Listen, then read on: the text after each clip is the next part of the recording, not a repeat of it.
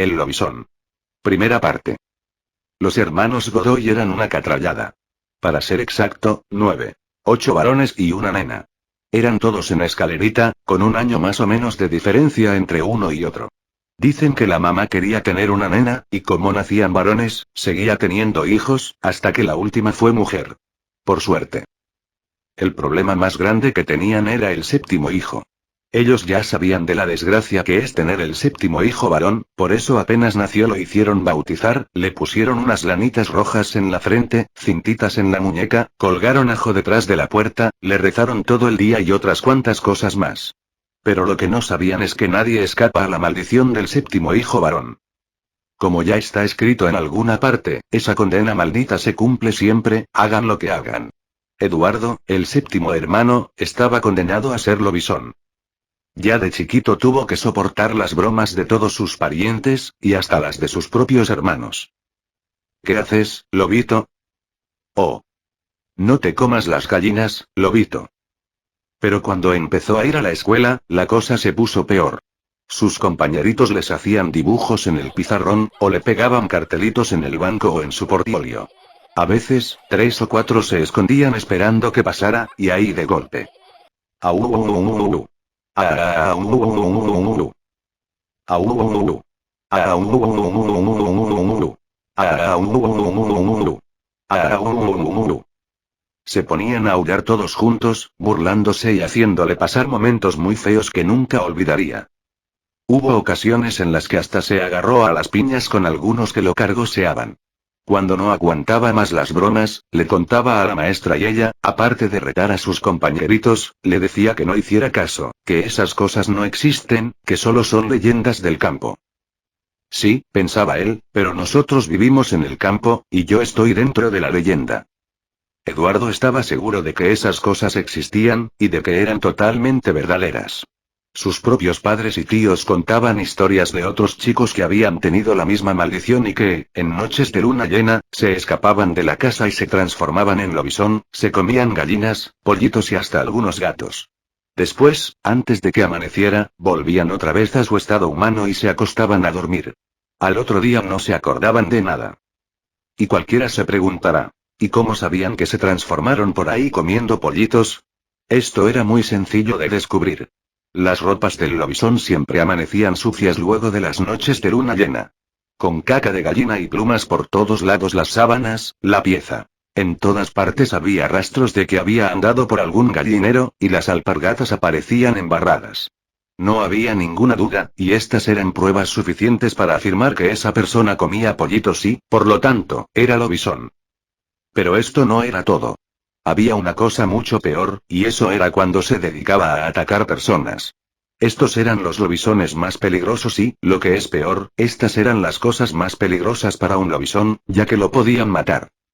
Generalmente atacaban a los gauchos cuando iban a caballo y de noche. Los gauchos iban casi siempre al trotecito, silbando algún chamamé y mirando lo lindo que es el campo cuando la luna llena lo ilumina. Y ahí nomás de repente.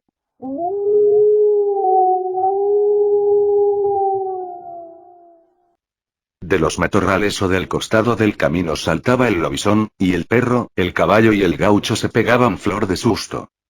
Siempre atacaba primero al perro, con el que se trenzaba en feroz pelea. Pero ahí nomás, el gaucho bajaba de su caballo y con la guacha en una mano y el facón en la otra desafiaba a la bestia humana. Vení, lobizón hijo de mandinga. Vení, maula, que te destripo. Y en ese revuelo de polvareda, guachazos, ladridos y aullidos se armaba un gran batifondo. La pelea solía durar media hora más o menos. El gaucho nunca podía matar al lobizón, y su perro siempre salía todo mordisqueado y a veces no contaba el cuento. Ese lobizón hijo una gran 7. Se salvó de que lo matara, pero le sacudí unos buenos guachazos, solía contar el gaucho a sus amigos en el almacén, hasta ahora le debe estar ardiendo el lomo al desgraciado ese. La gran angustia, y lo que día a día preocupaba a Eduardo, era que la transformación en lobizón, según la leyenda, empezaba entre los 12 y 14 años, y él ya tenía 11. Recordaban muy bien que después de que cumplió los 10, todos los días pensaba en su edad, y ya no quería cumplir años. El día de su cumpleaños número 12 se acercaba, y ese hecho lo asustaba cada vez más. Como no sabía el día exacto de su primera transformación, decidió estar preparado. Empezó a controlar todos los meses el almanaque, y saber cuándo caían los viernes de luna llena.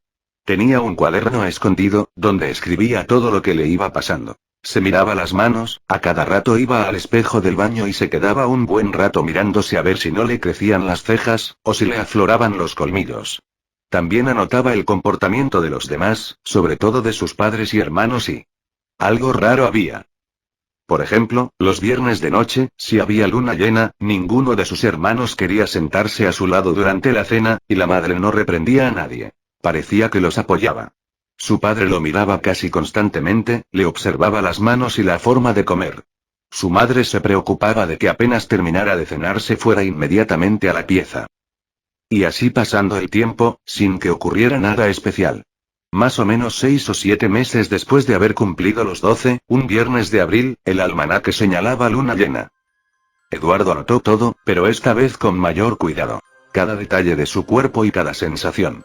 Esa noche, a la hora de la cena, empezó a sentirse bastante extraño. No tenía hambre, quería salir a correr, saltar un muro o treparse a un árbol. Trató de no pensar demasiado en eso, y se sentó a la mesa con su familia. Cuando ya estaban todos, le pareció que lo miraban diferente. Incluso comenzó a percibir algo extraño con el olfato, y esto sí que lo asustó. Sentía olores diferentes, olores desconocidos que nunca antes había percibido. También se daba cuenta de que oía mucho mejor, oía cosas de lejos.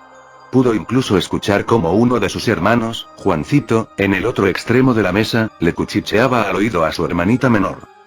¿Qué te juego que esta noche se transforma en lobizón, y te come primero a vos, por ser la más chiquita?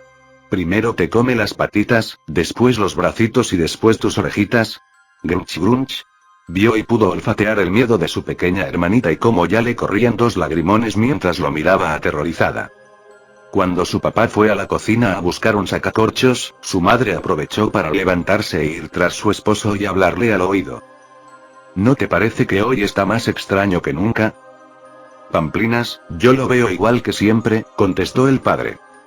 Eduardo escuchó nítidamente ese murmullo estando a más de 10 metros, y eso era lo que más lo asustaba. Se daba cuenta de que tenía poderes que antes jamás había experimentado. Apenas terminó de comer, Eduardo se levantó y fue a su pieza, que compartía con 2 hermanos más. Prendió una vela, tomó su cuaderno y empezó a escribir todas las cosas extrañas que había sentido. Miró por la ventana y vio que había una gran luna llena. La luna estaba más brillante que nunca. Alumbraba tanto que parecía de día. Trataba de pensar en todo lo que le había dicho su maestra. Que solo eran leyendas, que no era cierto y que no le pasaría nada, pero igual seguía muy intranquilo y se sentía cada vez más extraño. Trató de sentarse y esperó a que vinieran sus hermanos. Tal vez si jugaban una escoba del 15 o un chinchón la noche pasaría más rápidamente y él no tendría mucho tiempo para pensar. Pero el tiempo pasaba y sus hermanos no venían. Entonces fue hasta el comedor a llamarlos, y allí no había nadie. En la cocina encontró solamente a su madre levantando los platos. Mamá, ¿dónde están Víctor y Manuel? Se fueron a dormir a la otra pieza, ¿por qué, ¿No querés venir a dormir a nuestra pieza esta noche, con tu papá y conmigo? Dale, vení. En ese momento comprendió que las cosas eran muy diferentes de otras veces. Pudo oler el miedo de todos, incluidos sus padres. Afligido pero a la vez eufórico y con ganas de salir a correr y saltar, fue derecho a su pieza, se acostó vestido y anotó la ropa que tenía puesta. Un pantalón marrón, una camisa de franela a cuadros rojos y azules, medias y alpargatas. Toda la ropa estaba muy limpita, y eso también lo anotó. Apagó la vela y, tirado boca arriba, no se pudo dormir. Ya era casi medianoche. Al rato, comenzó a sentir una especie de hormigueo por toda la piel. Como si de repente tuviera frío y sintiera la piel de gallina. Enseguida percibió que se le estiraba la piel. Le parecía que sus manos se agrandaban. Se empezó a tocar y sintió que tenía pelos en todas partes. Sintió que sus orejas, cuando rozaban la almohada, eran distintas. No se animó a prender de nuevo la vela, entonces se levantó y se arrimó a la ventana, donde la luna alumbraba con toda intensidad, y ahí ya no le quedó ninguna duda.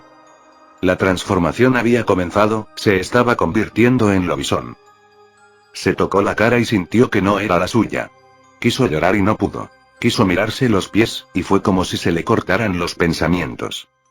Cuando reaccionó, estaba corriendo por el costado de un camino.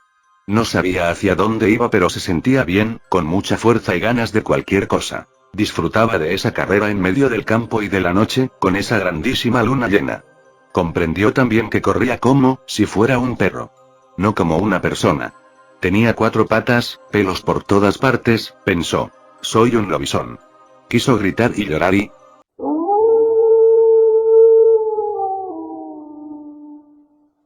comenzó a aullar. No entendía por qué podía pensar como una persona y cuando quería hablar o gritar le salía un aullido. Corrió sin parar, sin saber hacia dónde corría. De repente, lo entendió todo. Era un lobizón, un animal con 4 patas, cola, hocico. Y lo que es peor, era consciente de eso. Hizo un trechito más y vio el caserío donde estaban el almacén, unas 4 o 5 cosas más y la escuela, su escuela, donde iba todos los días a la mañana. Cuando ya estaba muy cerca, a unos 50 metros, los perros empezaron a ladrar y aullar como si tuvieran miedo. Todos ladraban desesperadamente, pero ninguno salía a enfrentarlo. Enseguida vio que por una puerta, al costado del almacén, salió alguien que en una mano tenía una linterna con la que alumbraba y en la otra llevaba una escopeta. Se sentía con muchos poderes. Podía sentir el menor ruido a la distancia, casi podía ver en la oscuridad y oler cualquier cosa por más rara que fuera. Eduardo se metió entre el espartillo, se agazapó para que no lo vieran y para no ligar un tiro. Entonces el hombre empezó a retar a los perros para que se callaran, pero estos seguían gimiendo por el terrible miedo y porque querían avisarle a su dueño que algo había. El lobizón se quedó quieto por unos instantes hasta que el hombre, después de revisar los alrededores y de alumbrar hacia todas partes, entró nuevamente en la casa. Los perros se callaron. Después de pensar un rato, el lobizón se dirigió sigilosamente hacia el gallinero de la casa de los Pérez, que estaba como a 200 metros del almacén, y otra vez se armó un gran batifondo. Los perros empezaron a ladrar como locos, las gallinas cacareaban. Fue entonces cuando ya no dudó. Tomó carrera y de un gran salto, pasó limpito el tejido que tenía como 1,5 metros de alto y cayó entre las gallinas. Se armó tal revuelo que casi termina asustándose él mismo, pero sin perder tiempo y de un zarpazo agarró a la primera gallina que se le cruzó, y con su gran boca y sus afilados colmillos le partió el cuello de un mordiscón. Con la gallina muerta en la boca volvió a saltar el tejido y emprendió una veloz carrera campo adentro. Con el tole-tole que se armó, los perros no paraban de ladrar y de gemir, las gallinas se habían vuelto locas y el dueño de casa se levantó y salió a ver qué pasaba. Seguro que son esas comadrejas de porquería, dijo. Lo único que encontró fue un gran alboroto de todos los animales. Entonces se dirigió al gallinero, y cuando alumbró hacia adentro encontró lo que sospechaba. Había plumas desparramadas por el piso y un gran reguero de sangre. Comadreja hijuna gran 7, ¿se te agarro te hago volar la cabeza? A unos 100 metros, sobre una lomita de tierra blanca, el lobizón se devoraba la gallina. Se la comió con plumas y todo. Después volvió a acercarse al caserío, porque se le había ocurrido una idea, y la iba a hacer, costara lo que costase. Quería recorrer su escuela, quería ver desde la ventana su aula, su banco, el pizarrón, quería percibir el olor a tiza y tinta que siempre había en ese lugar y sobre todo, quería saber cómo se sentiría mirando todo eso, como un lobizón. Se acercó con mucho sigilo, peor los perros de los alrededores igual empezaron a ladrar. Llegó hasta la ventana del aula del 7º grado y se paró en 2 patas. Acercó el hocico al vidrio, y con la claridad que daba la luna y su aguzada visión pudo ver todas esas cosas que le eran tan familiares.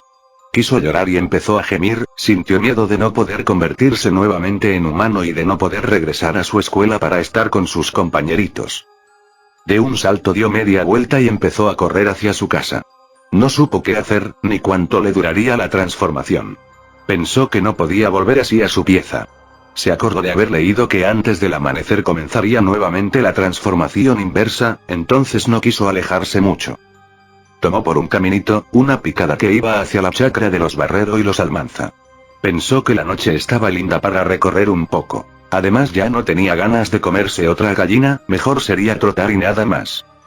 Cuando iba al trotecito, sintió un traqueteo que venía a lo lejos. Se paró para oír mejor y se dio cuenta de que venía un caballo con 2 perros, a unos 200 metros aproximadamente.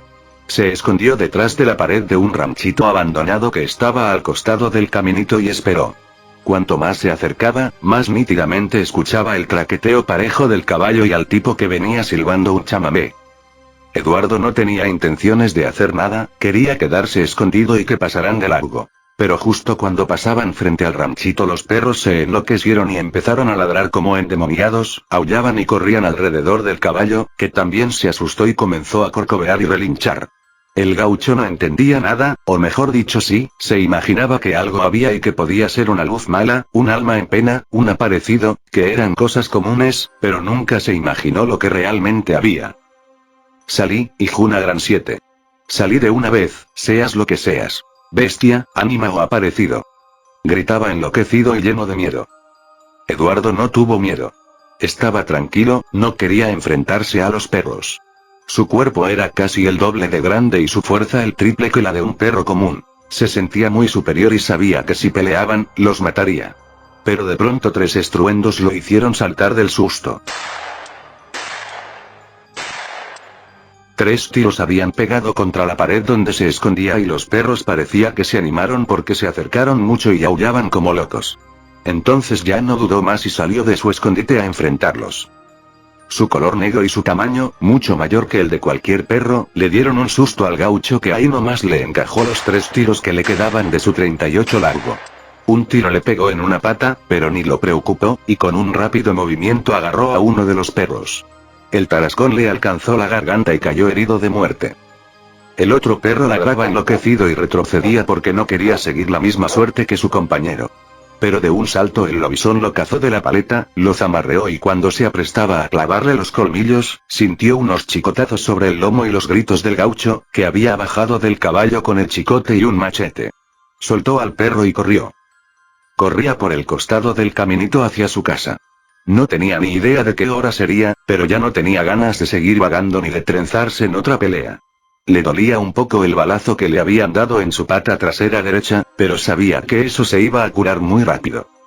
Desde los 8 años había comenzado a interesarse y a leer todo lo que podía sobre lobisones. Así aprendió que la única forma de matar a un lobizón era si una bala de plata le pegaba en el corazón, y que si lo herían, como en este caso, la herida se curaría pronto. Mientras corría, sentía el olor a perro y a transpiración y también sentía un olor nuevo para él. El olor a sangre. Estaba casi todo manchado con la sangre de la gallina y de los perros. Cuando vio el puentecito, supo que ya estaba cerca de su casa y pensó en cómo llegar sin que nadie se diera cuenta. Dudaba, o mejor dicho, no sabía si era conveniente, acerca de entrar en la casa como lobizón, o esperar a transformarse en humano. Se preocupó, no sabía qué hacer. Tampoco quería asustar a su familia y tuvo mucho miedo de que si lo veían así no lo reconocieran, y hasta pudieran matarlo. Hizo un rodeo para llegar a su casa por la parte de atrás. La única macana es que había un tejido muy alto, como de 2 metros, pero se acordó de que era lobizón, y tomando una corta carrera, saltó y cayó en el patio. Miró para todos lados y ahí sí que se pegó un susto bárbaro, porque vio que debajo del arromito estaban sus 2 perros, que lo miraban sin ladrar. Seguramente lo habían olfateado y reconocido. Se acercó a ellos, que gemían y temblaban de miedo, y se olfatearon de cerca como si se saludaran. El lobizón recorrió un poco más el patio, y debajo de una planta de limón vio sus ropas. El pantalón marrón, la camisa de franela a cuadros, las alpargatas. Estaban tiradas y parecían rotas o deshilachadas. De pronto, comenzó a sentirse raro, distinto, parecía que la cabeza le daba vueltas. Entonces comprendió que volvía, lentamente, a su estado humano.